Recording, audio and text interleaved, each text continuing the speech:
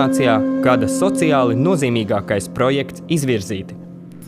Latvijas Sarkanā Krusta Cēsu komiteja ar projektu Tava vasaras pasaka. Tava vasaras pasaka ir 6 dienas ilga vasaras nometne 30 bērniem no Cēsu novada sociālā riska ģimenēm, kas ļāva bērniem apgūt jaunas, radošās, sporta un pirmās palīdzības sniegšanas prasmes un iemaņas.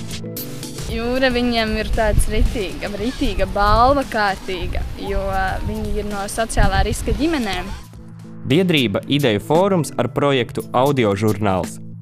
Projekta ietvaros tika ierunāti un izdoti 3 audiožurnāli, ļaujot vairāk nekā 7000 Latvijas iedzīvotājiem ar redzes traucējumiem un citiem interesantiem iegūt informāciju no Latvijas periodikas.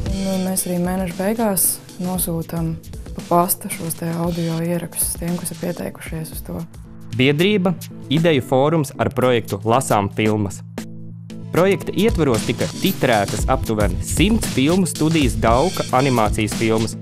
Projekta īstenošana dos iespēju bērniem ar dzirdes traucējumiem un uztveres īpatnībām pilnībā iepazīt multiplikācijas filmu pasauli. Ir daļa bērnu, kuri vienkārši šim saturam netiek klāti, dēļ tā, ka viņi uztver informāciju citādākā formātā.